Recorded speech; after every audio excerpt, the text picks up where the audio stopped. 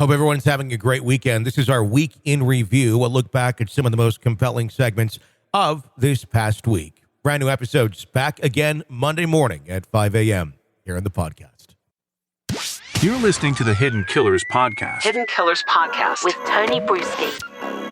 Alex Murdaugh, we now know where he is at. We now know what kind of conditions he is living in while in prison. And I'm curious to get some insight into what sort of risks he is facing, what sort of life he's going to be leading behind bars, and to help us kind of put those pieces together and understand really what he is facing is Nima Rahmani.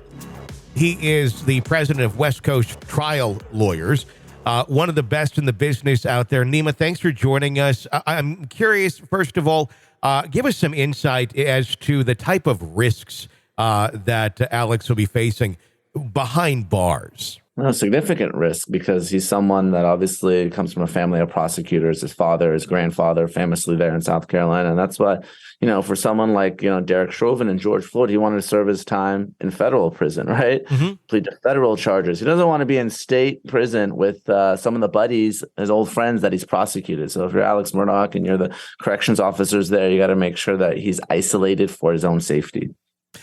With something like that, how long do they keep an individual like an Alex Murdaugh isolated for their own safety? Is that like an indefinite thing, or does that go way up over time?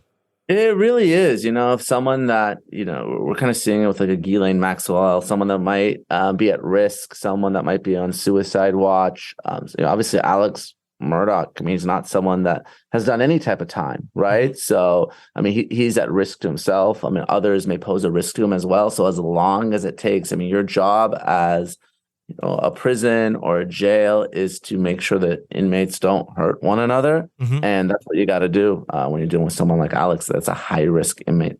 Is that, it obviously is a form of special treatment that is being given to someone of a high profile case. Is it a luxury, though? It's weird to say luxury when we're talking about a prison, but being separated, not having to have a bunkmate, things of that nature. One would almost, on the outside, hope Alec is living a rough life in prison. But if he's separated from so many people, is that rough, or is it not? I guess being more isolated could in itself be torture on its own. Yeah, I haven't spent any time in prison, but I can tell you from the lawyers I talked to, no one wants to be in the SHU, the special housing unit. Usually you're there for 23 hours a day. Maybe you're out for 1 hour, supervised. That is not a fun place to be, isolated by yourself for the vast majority of the way, separated from the general population. Sure, you may be safe, but I think that's more of a punishment than a reward for inmates.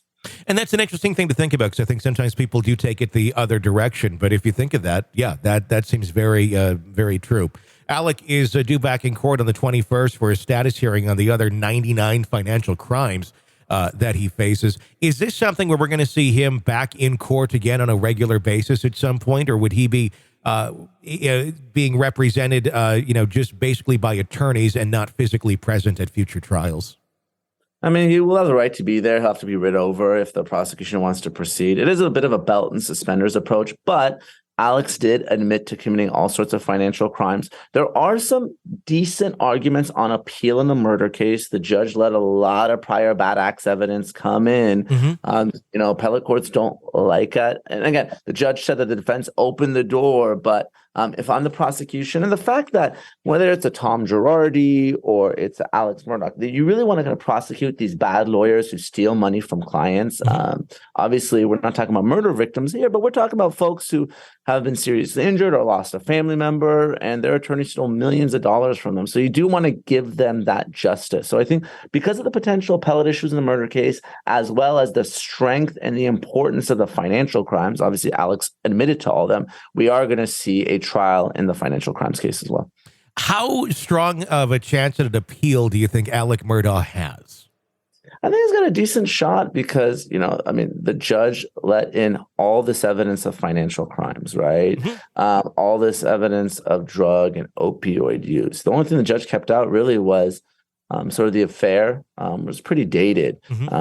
That Alex committed. But, if you saw the murder case, we spent more time talking about, the accounting and the finances and all these other financial crimes and these clients that were ripped off. You had these sort of trials within a trial. I mean, obviously, I covered the trial for the different TV networks, but if I had to bet, I would say we spent as much time talking about the financial crimes as we did the actual murders. So I think, there's at least the real possibility that an appellate court takes issue with that and reverses the case. Reverses it back to another trial or reverses another trial. Okay. Yeah, another trial. Again, you never know, but sometimes on appeal, it's a mere formality. The appeal is going to be denied. But I think Murdaugh, obviously sophisticated. He's got very good lawyers. He's got a puncher's chance on appeal that most murder defendants do not. I think the question a lot of people would have is, okay, does he have the funding to continue fighting in his own defense with attorneys that are not just, assigned by the state?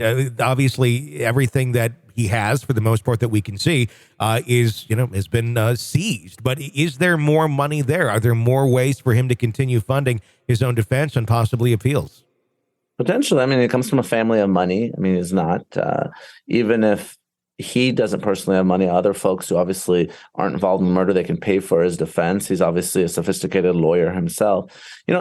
What I would have done if I were the prosecution, and it ended up working out, I tip my hat to those lawyers there in South Carolina. They knocked it out of the park. That was a very difficult circumstantial case. I think there's a good chance they would have lost it had Alex not taken the stand and testified so poorly. It kind of goes back to that hubris that we talked about with a Lori Daybell. Sometimes these defendants think they can talk their way out of it, and we know the jurors did not like his testimony.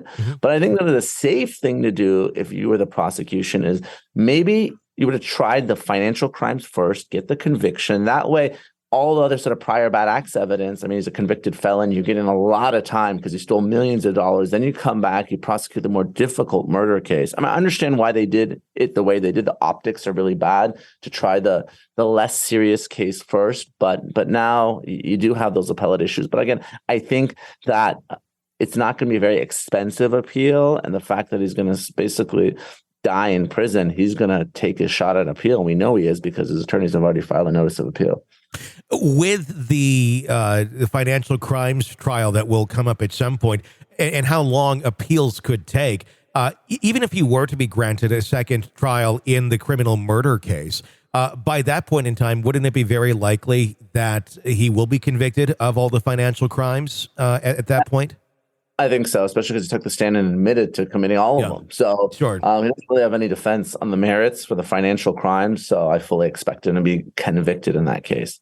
And then likely no matter what, even if he was able to get another trial on murder, he would still be serving life in prison for the financial crimes, I would assume. Oh, absolutely. So. It's essentially a life sentence given Murdaugh's age and the millions and millions of dollars he stole. And there's all sorts of enhancements and aggravating factors when you're stealing from your client and you have a fiduciary position and all these types of things. Every state has those enhancements. So he's going to be looking at decades in prison just for the financial crimes alone, regardless of what happens in the murder case. What would the purpose be of trying to go back on the murder case and get another trial, even if he knows he's going to be there forever? Is it simply just on the record not being the one that's marked as killing your family? Yeah, apparently Alex wants to clear his name. He said that a lot. Even during the sentencing, he didn't really say anything because he wanted to preserve his right to appeal. He apparently has no problem admitting to being a crook and a liar and stealing money from clients, but he wants the world to believe that he did not kill his wife and son. So that's sort of a personal mission for him, which is why I think he's pursuing that appeal in the murder case. This is an examination of the hidden human condition. This is the Hidden Killers Podcast with Tony Bruschi. Nima Rahmani, thank you so much. He's president, West Coast Trial Lawyers. Thank you so much for your insight. Hey, if you want to comment on anything we're talking about, we'd love to hear your voice. We take your calls throughout the week. 888-554-5537 is the phone number. 888-5-KILLER is the easier way to remember that.